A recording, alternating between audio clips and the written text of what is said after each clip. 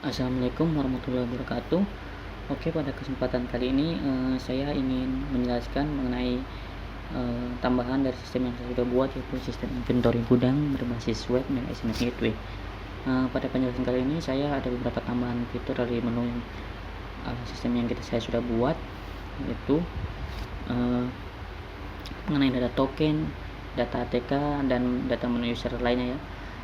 Oke, kita langsung saja login ke sistem yang kita sudah buat.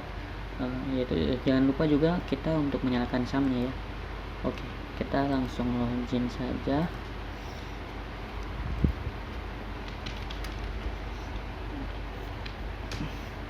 Nah, ini merupakan tampilan utama dari sistem yang saya sudah buat.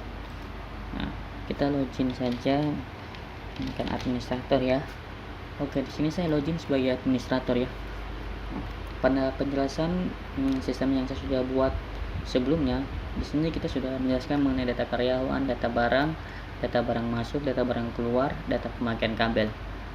Langsung saja di sini saya akan menjelaskan mengenai tambahan menu yang saya sudah buat, yaitu mengenai data ATK. Nah, data ATK sendiri di sini hampir sama dengan data barang. Yang membedakan apa? Yang membedakan yaitu pada data ATK yang kita data yaitu alat-alat kantor seperti pena, pensil, penggaris dan sebagainya yang digunakan oleh admin. Sedangkan untuk data barang ini lebih menjerumus ke data-data yang digunakan oleh teknisi atau tim teknik ya, mengenai alat-alat teknik. Di sini kebetulan ini sistem yang saya buat TV kabel, yaitu di sini lebih ke seperti booster, regulator, lebih ke alat-alat elektronik ya, elektro ya. Oke, di sini untuk data ATK. Lalu kemudian ada tambahan menu data token. Data token di sini itu juga digunakan untuk mendata setiap token listrik kita yang di lapangan.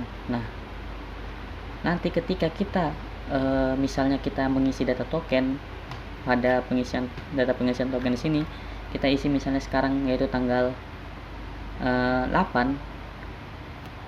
Nanti ketika bulan depan tanggal 1 dia akan memberikan alarm peringatan bahwa kita harus mengisi token tersebut untuk langkah pencegahan agar token tersebut tidak habis dan listriknya padam sehingga alat kita nanti di lapangan akan mati ya.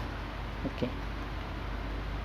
Ini kita contohkan saja misalnya di sini nama tokennya saja ya. Nama token tuh misalnya saja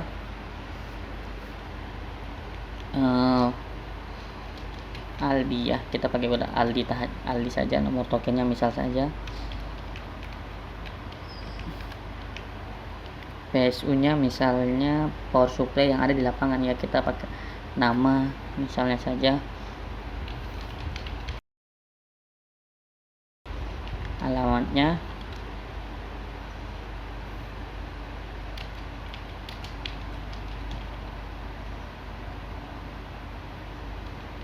ID pelanggan di sini untuk menjelaskan misalnya kita memasang token ini di rumah pelanggan ya, atau ID ini nomor ID yang diberikan PLN mengenai token kita misalnya saja ya. Tanggal pemasangan misalnya kita pasang token yaitu bulan kemarin saya tanggal 10. Keterangan boleh diisi boleh tidak. Untuk checklist untuk menambahkan peta mencari data tersebut ya, kita simpan. Nah, di sini kita lihat di sini jadwal pengisiannya masih 0 ya, karena nanti ini dia otomatis ketika kita mengisi di sini dia akan mengupdate jadwal pengisian 1 bulan setelah sebelum jatuh tempo pengisian kembali. Nah itu. Oke. Kita ulangi ya.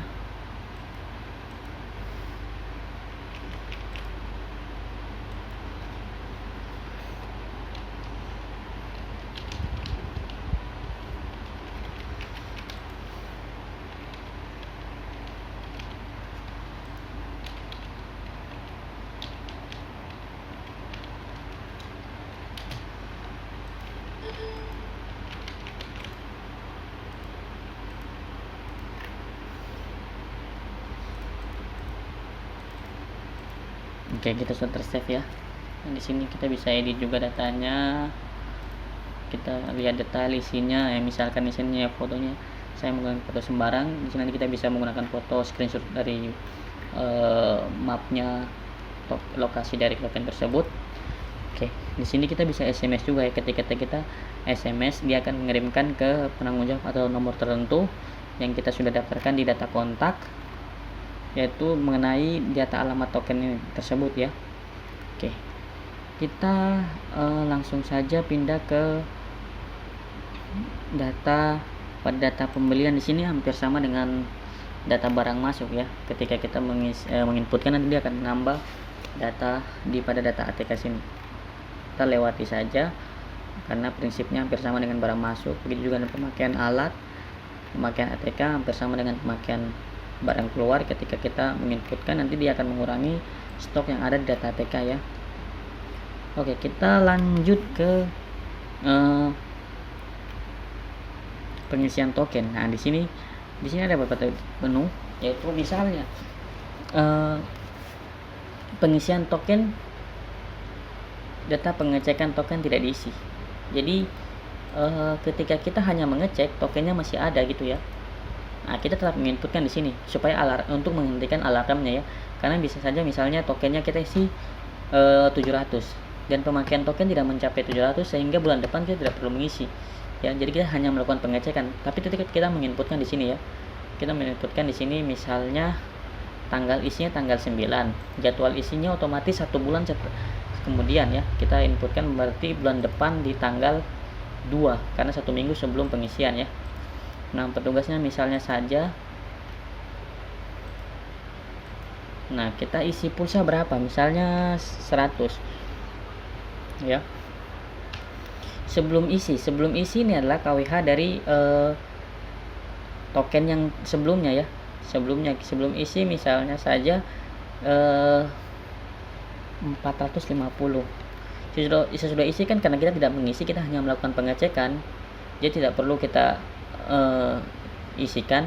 Nah, sesudah isi bulan kemarin, artinya misalnya token tersebut kita isinya kemarin tuh bulan kita isi sisa tokennya kemarin itu 200. Karena kita melakukan pengisian 500, otomatis tokennya jadi 700. Kita inputkan di sini 700.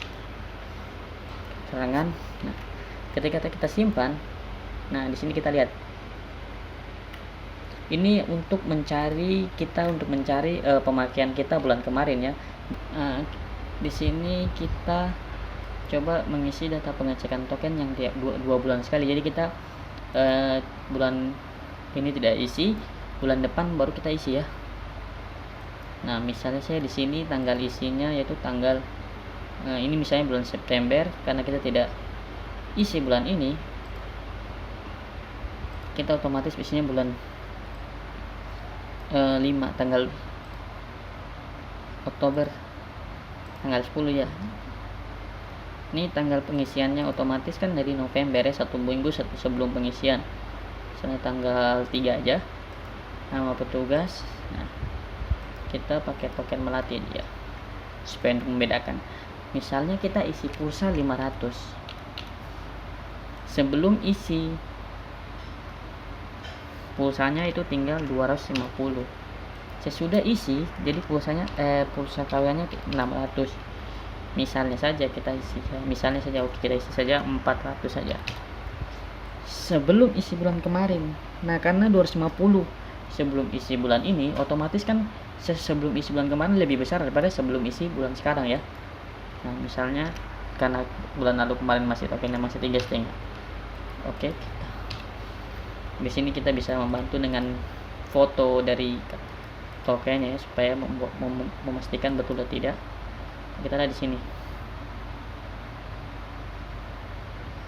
Nah, kita lihat sini. Oke, pada data pengisian token di sini kita tahu bahwa sebelum isi tadi kita 250, lalu sebelum isi bulan sebelumnya yaitu 350 ya.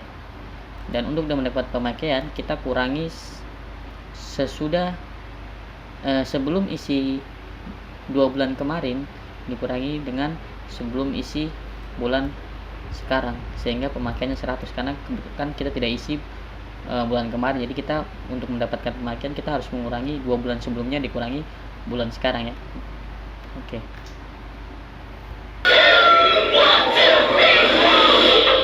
Itu artinya jadwal pengisian 7 hari lagi, karena tadi kita kan isi di sini kan jadwal pengisiannya kan tanggal 9, tanggal 16 bulan 9. Nah, 1 minggu jadi sebelum pengisian dia sudah berbunyi. Nah, jadi mengajarkan kita untuk melakukan pengisian. Jadi jangan kita isi waktu tokennya habis, namun kita isi sebelum tokennya habis agar alat kita tidak mati dahulu ya. Nah, itu penjelasan token. Lalu di sini ada penambahan mengenai data user. Nah, kita bisa menambahkan user di sini buat login. Misalnya saja namanya siapa, passwordnya, dan levelnya. Kalau kita menambahkan dia sebagai administrator, berarti dia full akses. Kalau kita menambahkan gudang, berarti dia sebagai pengguna ya. Jadi kita batasi hak penggunanya dia. Nah, ini ada ganti password juga dari setiap user.